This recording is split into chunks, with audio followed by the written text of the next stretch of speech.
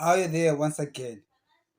If we're going to go on a treasure hunt, okay, going down the rabbit hole to discover who these elite are, what their intentions are for Zimbabwe, and how we can deal with them, I'm going to give you a few pointers.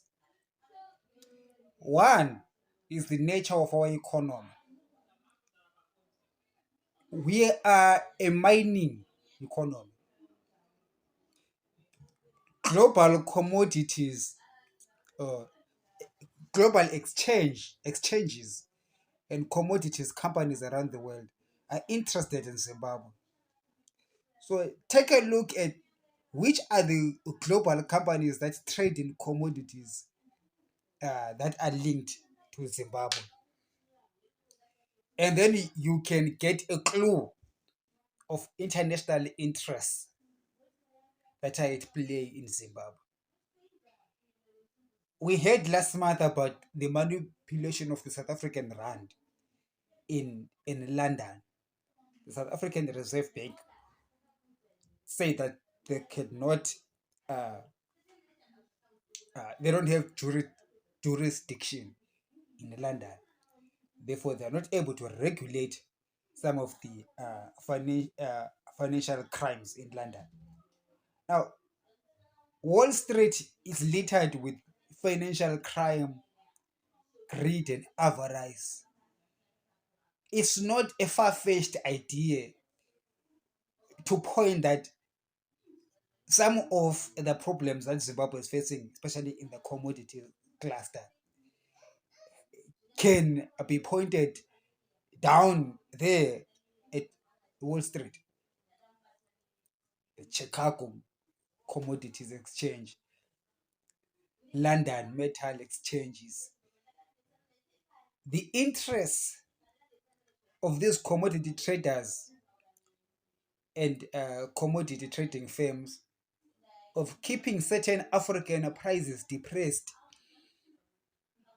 is a key point, a key takeaway to look at as well investigating the real cause or the root causes of Zimbabwe's problems. The price of gold is known to be manipulated and depressed. It's not coming from me, it's coming even from Americans themselves. They will tell you that the price of gold is not the real price of gold, especially if you compare it with the inflation rate and other metrics. You discover that that is why you have a lot of these gold bulls that are talking about accumulating gold before the impending global crash, because gold is going to suddenly spring up, because they also believe that gold is manipulated. On a historical basis, you will see the price of gold are extremely depressed. So are the prices of other commodities that are produced in Zimbabwe. So it will be in the interest of these global commodity traders to suppress the price of gold and other metals that come from Zimbabwe. And therefore, you will need to have a stronghold in that country. Okay. Because remember, the global traders are afraid of things like OPEC. Look at what Saudi Arabia did in the 1973 during the oil crisis. Saudi Arabia and OPEC, they used uh, their cartel against Israel and the United States. I mean, to force the outcomes of the war. Even in the 1970s, the Americans went through some high inflation because of high oil prices, because of sanctions from Saudi Arabia and OPEC. And that is really what led to America's involvement in the Middle East for the sake uh, of having a control on the oil price. So a control of commodity prices is very essential to these global leaders and globalists. And once we have got the Middle East in so many wars fighting this Muslim people fighting against each other, and it just destabilizes the region. It it helps in keeping oil prices low. In the same breath, even countries like Zimbabwe, South Africa, commodity countries, just throw in a tailspin of confusion such that they can even sell their assets on cents on the dollar.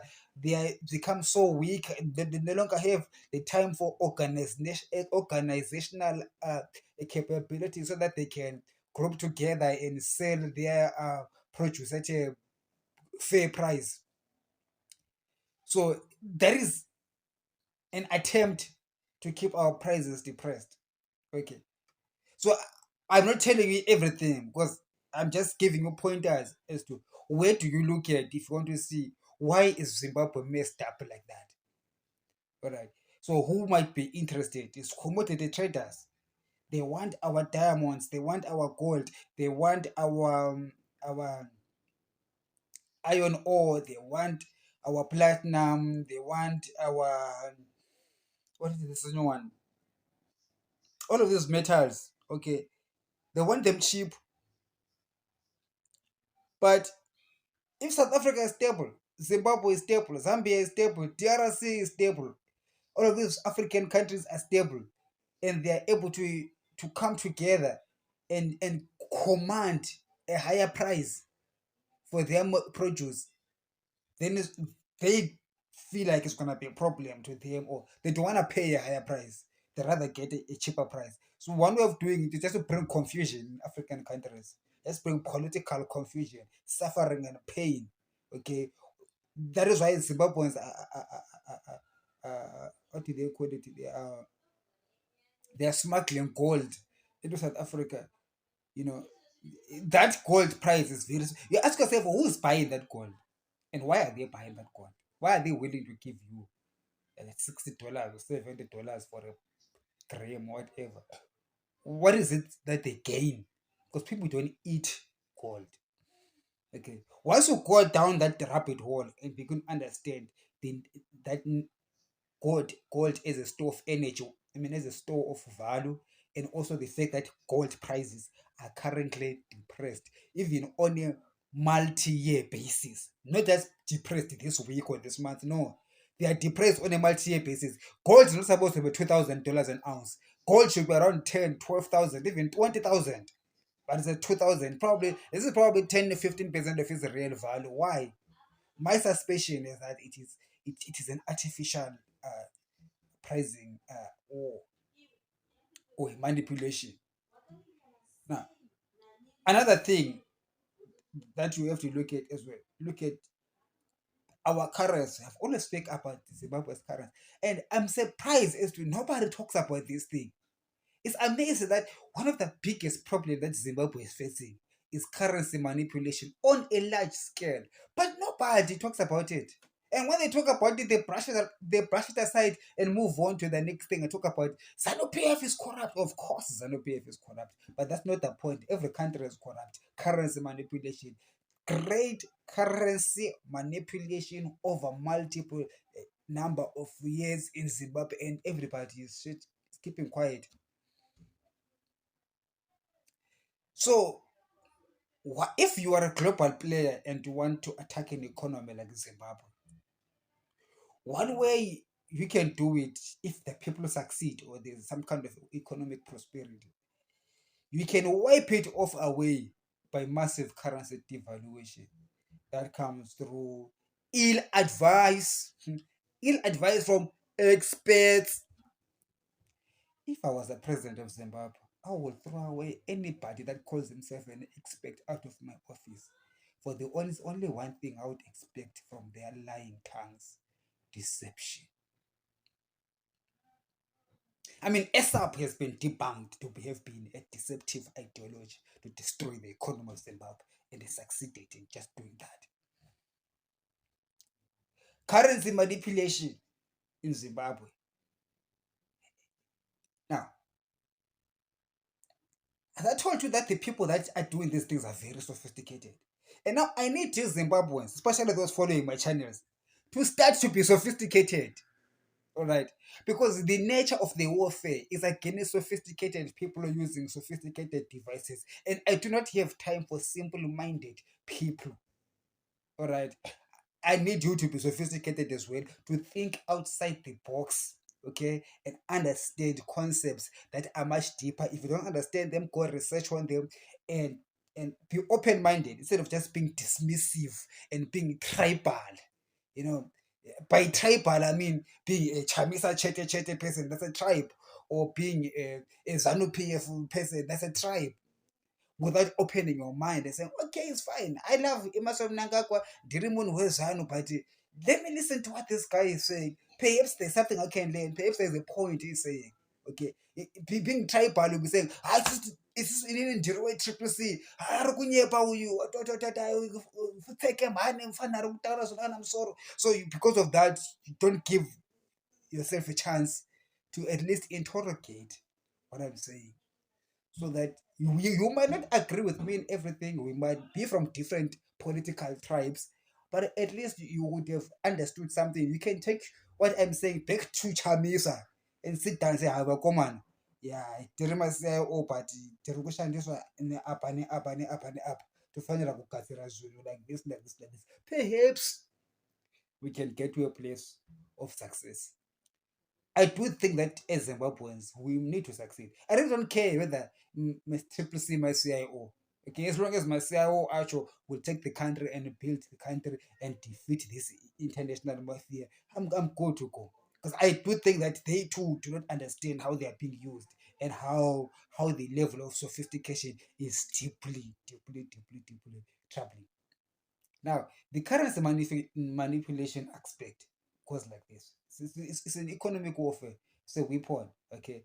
I mean, I don't know how many of you have ever heard of the book called. It's a book written by the guy who used to work for the IMF. Now I forgot the title of that book. Let me pause the video. Uh, the title is refusing to come to back to my mind. So this is a guy who wrote a book saying that the IMF and the global financial institutions used to send him to be a financial weapon against countries. So they will go and advise countries, ill advise them essentially, so that they can destroy their economies. Remember, we're in a global economy where there's competitive forces. Okay, that is why I advise people in the triple C. Okay. If you're in the triple C, don't view me as an enemy. You're wasting your time. I'm not your enemy. I mean, even if I criticize you, I'm still your friend. Okay. I'm still my I am your critic that you should keep around. I mean, even if you're eating Nangakwa, I'm not your enemy, by the way. I'm just your critic that you must keep around. Because I might turn out to be helpful to you instead of being just viewed as a troublemaker. The So these weapons of mass, I mean, weapons, financial weapons to destroy economy of countries. Oh yeah, it's called Confessions of an Economic Hitman. That's the title of the book. Confessions of an Economic Hitman. There is a power struggle in the world. You need to understand that fundamentally. Okay. I don't care whether you're Chamisa or you're Itim Nangagwa. Right now, I'm talking to my family as a Zimbabwe family. I can, I can, I can oppose you. Okay, but don't get this thing wrong. That I oppose you unto your destruction. No, I oppose you to destroy that which I think is in you and is not good for us, but not to destroy you as Nelson Chamisa or you as Triple C, not to destroy you as Emerson Mnangagwa or to destroy you as ZANU PF. Emerson Mnangagwa fought the liberation struggle for us. Why do you want to destroy the man?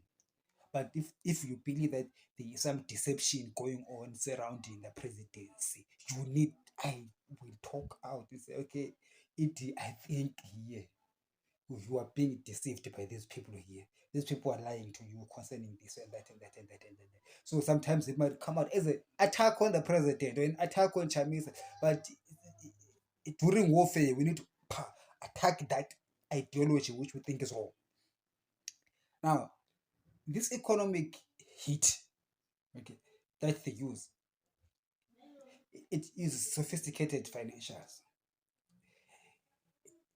It really is undermines the integrity of our economy, because our economy can run smoothly, our economy can create jobs, okay, our economy can is industrial, we can industrialize.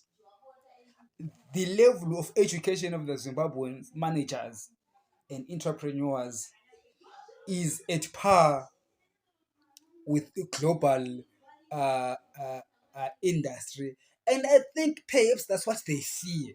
Because if Zimbabwe is late to succeed, Zimbabwe would really be a powerful economic bloc in the region. Compared with South Africans, I stay in South Africa, I know. I look at ordinary South Africans, though they might never want to admit it because they're also arguing for the on the basis of being tribal. They don't have time for being tribal right now. They will not agree with it. But I know that Zimbabweans in general are extremely erudite. Okay, we are educated. All right. That is why we were attacked. I always hear South Africans say, well, if Zimbabweans will say you're educated, why then don't you go use education and build your own country and live our South Africa? But they don't understand. The South Africans are not as sophisticated intellectually as Zimbabwe. So nobody's attacking them much. Or if they attack differently. Our industries in Zimbabwe, black industries, are attacked because the black Zimbabweans are very industrious in the region of Southern Africa. Therefore, the weapon was used directly to destroy that black excellence, that black industry, especially in Zimbabwe, not in South Africa, because there was no fear. There's nobody fearing guys from the Eastern Cape finishing by tricking Eastern Cape coming to Cape Town and taking over industries in Cape Town. I know them. They don't have that capacity. Okay. They're just willing to be security guards, working in the restaurant kitchens, be waiters, and that's it. They've got South African ITs, that's it. They're happy with just a job. Not Zimbabweans.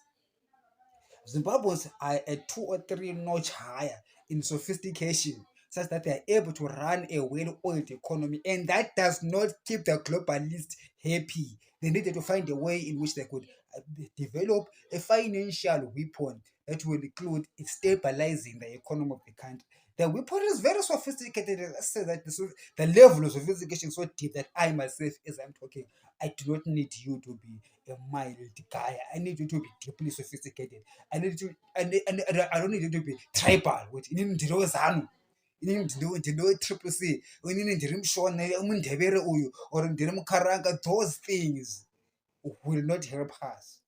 Okay, if we are going to build a successful country, you need to go beyond that.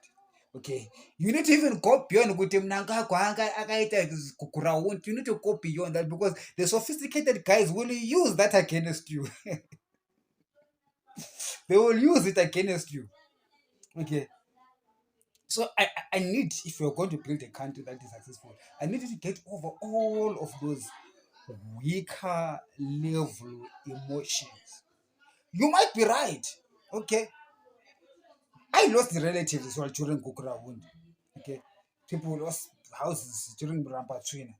People have lost the economy has been run down, and we blame ZANU PF for all things, for many things. You might be right. I'm not saying that you're wrong. But what I'm saying is that understand that there is something bigger at play than what you are focusing on. I need you to focus on a much higher dimensional ideology. Okay, such that I need us to get in a room where you've got Chamisa, Nangagwa, non-aligned people, different tribes, and still be in one accord, because they understand the nature of the sophisticated weapon used, waged against us as a country. As a country, okay, as a country, the whole country. So, currency manipulation destroys industry. Hyperinflation, okay, prices that are not stable causes, first of all, it's an accounting nightmare, it's a planning nightmare. If the Minister of Finance and Government, planning nightmare even for financial analysts, or for or financial managers in different companies, and that erodes public trust in our financial system, and is an impediment in acquiring foreign or direct foreign investments. And because of that, it strangles our economy as a whole, and therefore the economic boom, which is Zimbabwe, is strangled, and it dies because somebody attacked just the central bank. Through the central bank, you don't want to mind these people, they just love making noise. I don't know why they cannot speak to each other. They're just like 1 minute, 1 meter away from each other. But they speak so loud, like they're speaking to someone who is in Nigeria. To someone who's just here next to them. Okay, let's carry on. You attack the central bank. When you attack the central bank, you're attacking the core of the financial system in that country. And no matter how talented some guy is in producing soap or cooking oil or perfume, or you're making blankets or you're making clothes, no matter how good hearted you are, your business acumen skills, it's not gonna go far if the banking system, the financial system itself is cancerous. If the value of the currency is always going to be going up and down, actually it's always going down, sometimes slowly, sometimes very fast, precipitously eroding the value of everyone. And you understand, and one thing most people don't understand, when there is a huge erosion of financial wealth, it's not like all people lose wealth. Every time the currency loses value precipitously, it doesn't mean that all people lose wealth. Okay, wealth is just being transferred. What you were never told is to who is that wealth transferred to. So all Zimbabweans through currency manipulation, they lose their individual wealth. The level of your wealth, as expressed in real terms, is lost tremendously over time, over a short space of time, because of precipitating or precipitously falling Zimbabwean dollar. But what I need you to understand, that on the other side of the trade, there is somebody who stands to gain when that dollar falls. Okay. And my accusation is that those that hate us position themselves position themselves strategically on the other side of the trade before they even manipulate the currency, so that the time when the currency falls, they're able to cash in and reap the rewards and start the cycle of pain over and over again. So it's a sophisticated pump and dump scheme. They pump it up, take the wealth, bring it down again, pump it up again, take the wealth over and over and over again. It's a cycle of economic pain that Zimbabwe is involved in. I don't think Emerson Mnangagwa and Nelson Chamisa understand that. Why do I say so? I've never heard them address it. Only one time I heard Edim Mnangagwa address it, during when he was announcing the date of the elections, and then there was a sudden spike in the prices in Zimbabwe, and the Zimbabwean dollar fell. And Edim Mnangagwa saw it, and he spoke about it, and he said, why is it that I announced the date of the election and all of a sudden prices start going up and the dollar starts falling? He asked that question, and nobody really bothered to follow it up. I mean, seeing the level of the sophistication of this attack, they know that all of you Zimbabweans just don't like Mnangagwa. So if Mnangagwa says something, it's not a point because it's Mnangagwa who said it. Okay, so I'm saying get out of that mindset. Okay, don't hate him, Mnangagwa. He's just a person. Okay, he had a point. Why did he announce the elections? All of a sudden, the currency began to fall. It was an orchestrated attack. He did say it also that he believes it's an orchestrated attack against him. But because Zimbabweans do not understand the level of sophistication, and they are nursing a deep-seated hatred of ZANU-PF and Emerson Mnangagwa, they want to dismiss that and not understand that that person was not just attacking Idi Mnangagwa, was attacking all of us. You see, in the United States, when they had claims of Russia manipulating the election outcomes of the United States in favor of Donald Trump, even the Republican Party was against that because they did not want any foreign entity to undermine the integrity of their own elections.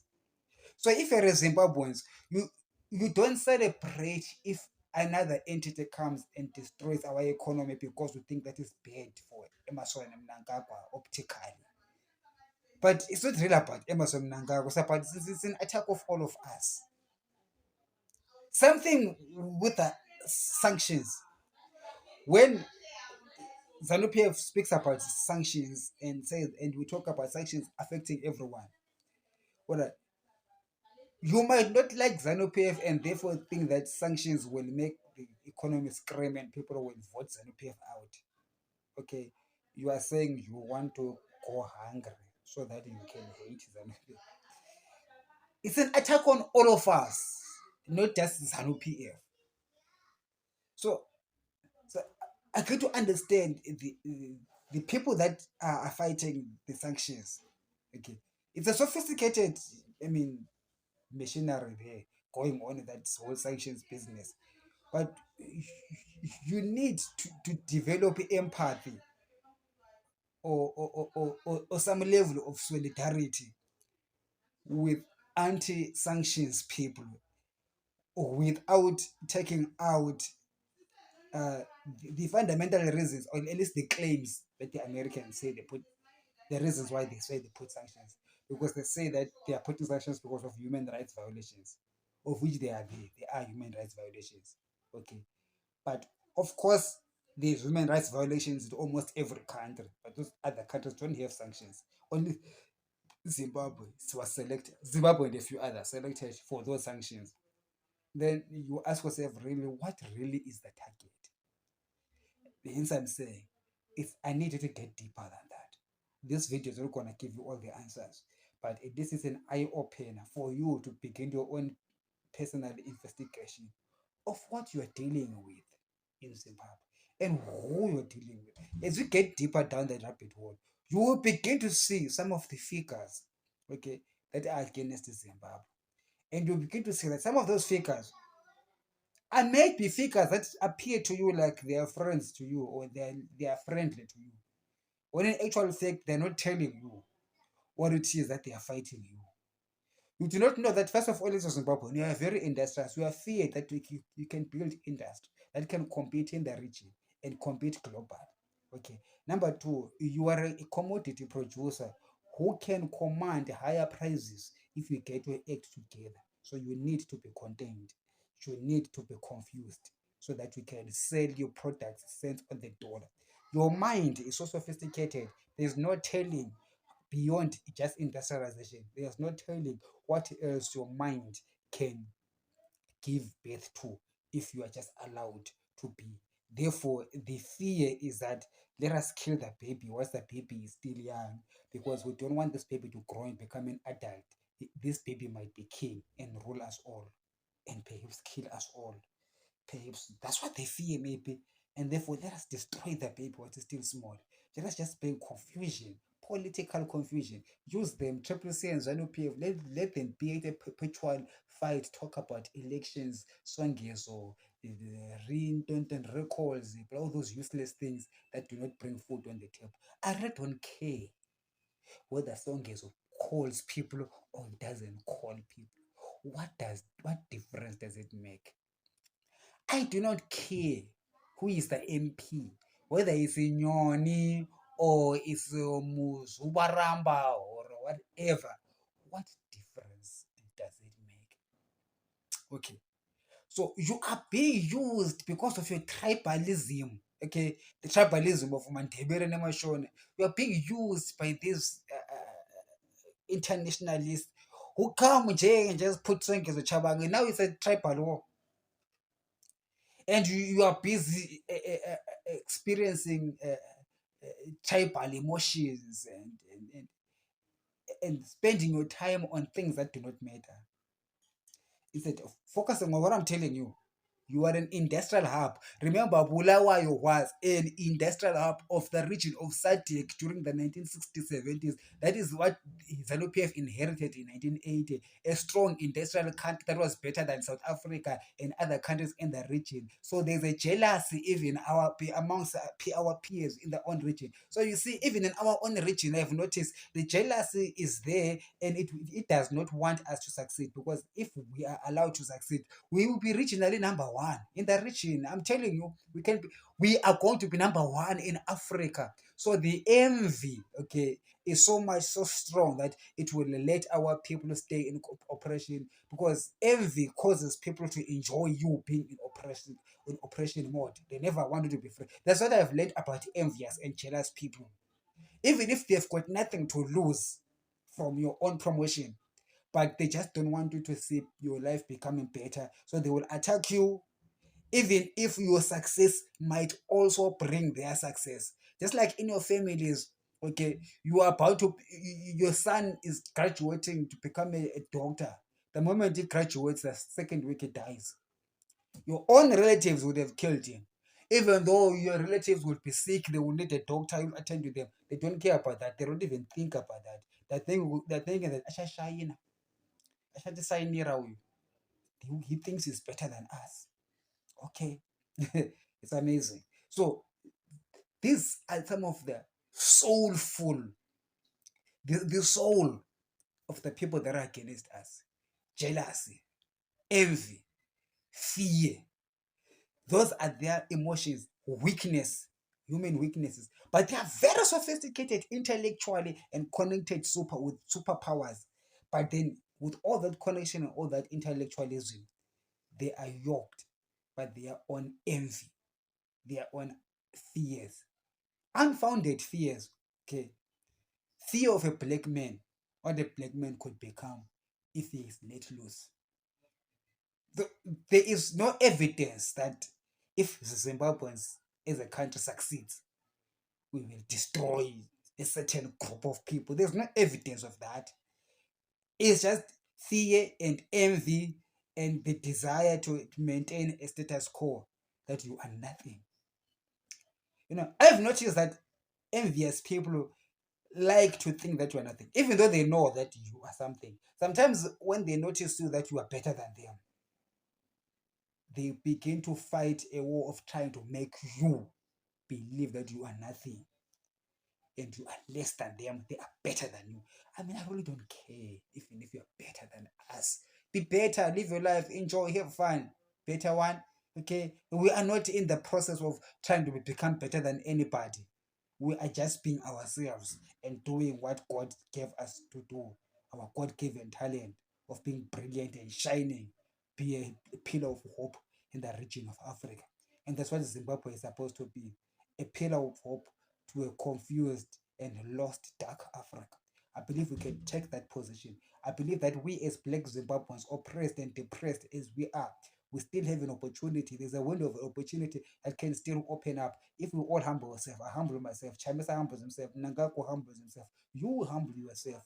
We all humble yourself and begin. So okay, enough is enough. Let's put the weapons against each other on the side, and let's really begin to talk about recreating a future that is going to be uh, uh, uh, uh, a good future for us and our posterity.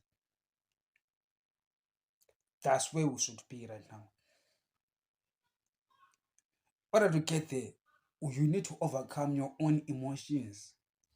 Okay, what holds you back is your own emotions, your fears. Okay, your own envy, your own jealousy, your own feelings of self-importance, your own desires perhaps to be worshipped, or to be recognized, or or to be given things, or you think that people, the world owes you an explanation or owes you whatever it is that you think the world owes you. All right. Eh, you need to get away from all of that. Okay, you need to get away from all of that, and begin to really get to a place of relaxing, okay, and love each other. For love conquers all. Let us argue with love. Let us fight politically, but with love, not with envy and malice and hatred, killing each other. There's no blessing in it. Even if you were to use your envy and killings and all that, you will not get a blessing. That blessing you will not enjoy. You will never be at peace. It will be a waste of time. Now it's your time to build the country. I do not know how many people listen to me. Actually, first of all, even then, if they listen to me, I don't know how many people take me seriously. But nonetheless, the holiness of God is to fulfill all righteousness, which is to deliver the message. What you do with it is really up to you as Zimbabwe. Whether you turn up to be a successful country or not is dependent on the obedience to the true word, which is the word of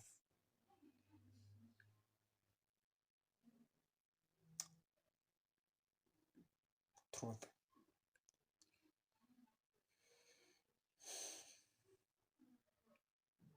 Have a great evening.